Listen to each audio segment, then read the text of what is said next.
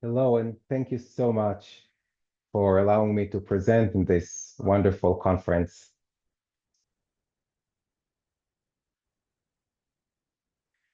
Over a decade-long research of original works for viola from the Soviet era, more than 320 compositions have been catalogued and annotated, most of which are unknown today.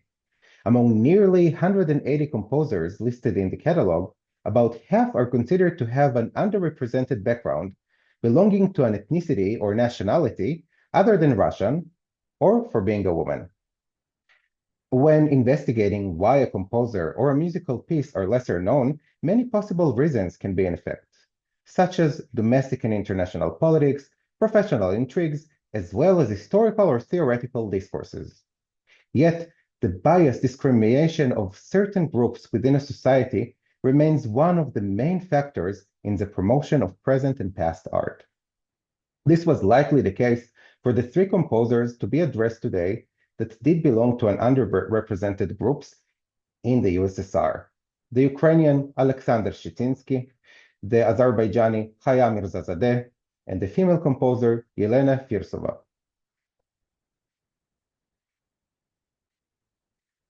The research on the composers mentioned above is limited, as well as the frequency in which their music is performed or recorded. While Firsova receives more global attention since moving to the UK in 1991, but almost none in Russia, the sources on the other two composers mainly come from musicians of the same nationality, which focus on works from more recent years and less from the composer's Soviet past. The tendency to prefer addressing post-Soviet compositions aligns with the understandable strive for cultural independence of the ex-Soviet republics, still carrying the trauma of the Soviet oppression. As a result, some works remain unperformed and unstudied and can be considered underrepresented for their Soviet background, hence underrepresented twice. Yelena Firsova is known among professional and wider communities as a prominent composer of numerous fine and powerful works in a unique, idiosyncratic, and recognizable musical language. Her output since 1975, considered to be influenced by Edison Denisov, is performed and analyzed more often than her earlier works, despite their musical depth. Firsova's first works with an opus number were composed while she was a composition student at the Moscow College, Училище, already demonstrating her sheer knowledge of musical styles and progressive composition techniques. The Suite for Solo Viola Opus 2 from 1967 is one of those early college works. Firsova provided some useful and inspiring background on the piece, testifying that it was written independently during her first college summer break and performed on campus in the following year.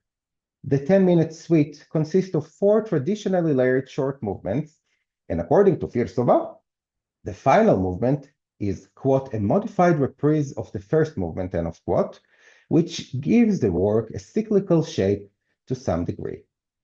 A basic structural analysis of the piece shows that each of the movements is built in a microternary form with the development of the main ideas at the middle of the movement and a non-exact recapitulation of the opening materials at the last third of each movement.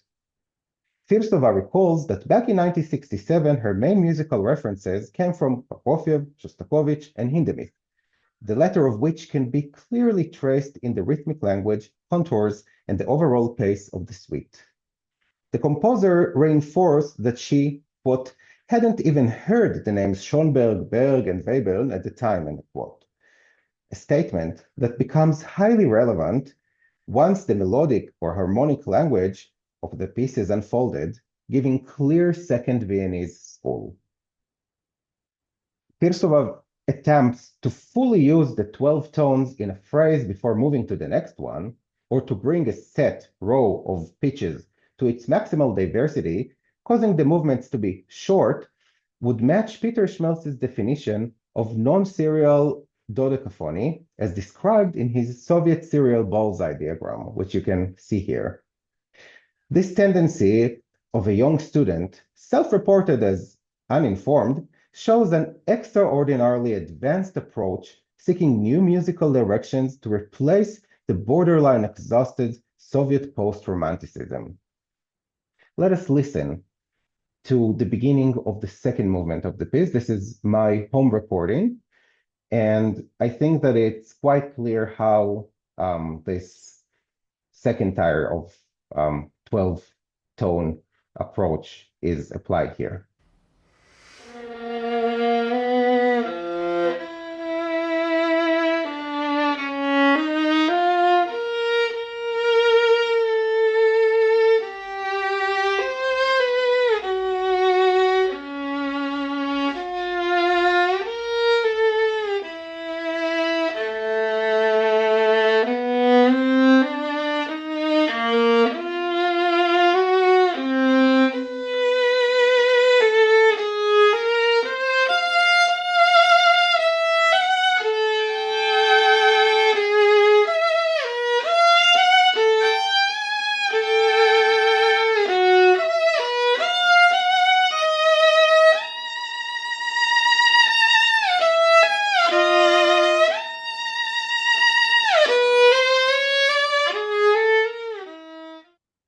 The combination of Hindemithyan gestures with the 12-tone language creates an excessively expressive musical content.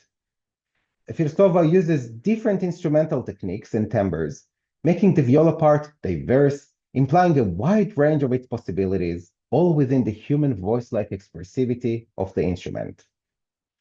A great motivation to study and perform Firsova's suite can be drawn from a sense of historical justice concerning her Soviet past as a band composer and as a woman.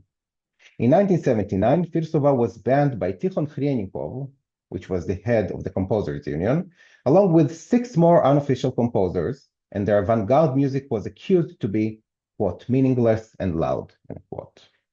While Firsova stated that this ban increased the interest in her and her colleagues' music in the West, Khryanikov's repressive act brought much struggle to this group of composers, a historical narrative that must be told through the performance of their compositions. Currently blossoming domestically, the music of Alexander Shetinsky is much less studied and acknowledged in the West. He was raised and musically educated in Kharkov, and later active both in his hometown and in Kiev. His main artistic and spiritual supervision after graduation came from Valentin Bibik, and since the 1990s, he won several prizes and awards domestically and internationally, while holding key positions in the Ukrainian contemporary music scene.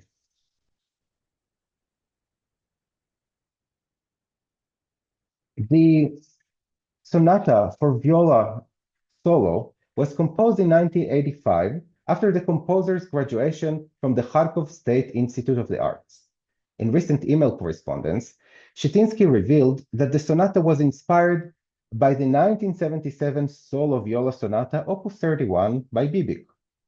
According to the composer, the first 1985 version was significantly revised in 1987 and was recently revised again. Since this article deals with music that was composed in the Soviet era, the 1987 version is the one to be examined.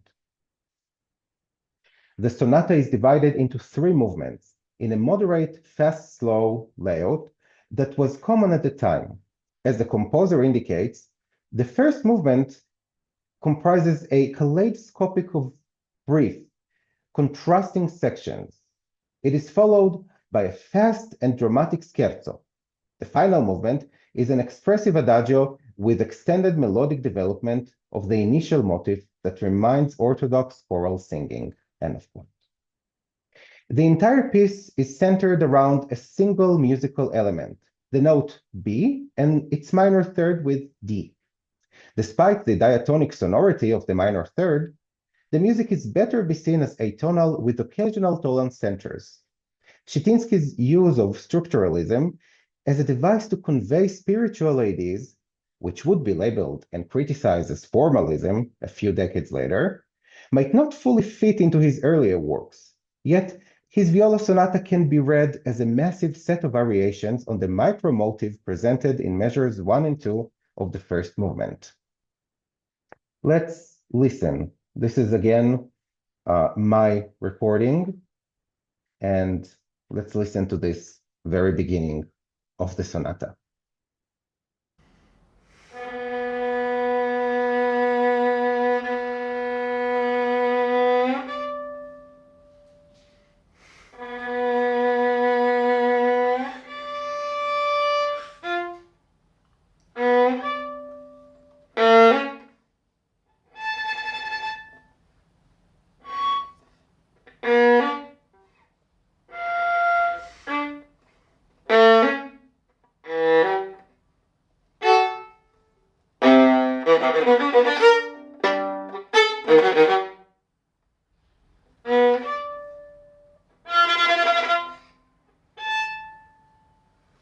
The composer adds that, quote, changes occur gradually from the inside out without external intervention, end of quote. It shows an uncompromising dedication to a structural concept that is driven by the musical material and gives a minimalistic layer to the composition. In times of a global search for unknown Ukrainian music, as a way to promote and support the Ukrainian culture, violists are encouraged to explore this challenging yet rewarding composition. The gap between domestic and international acknowledgement is even more apparent with Azerbaijani composer Hayam Mirzazadeh.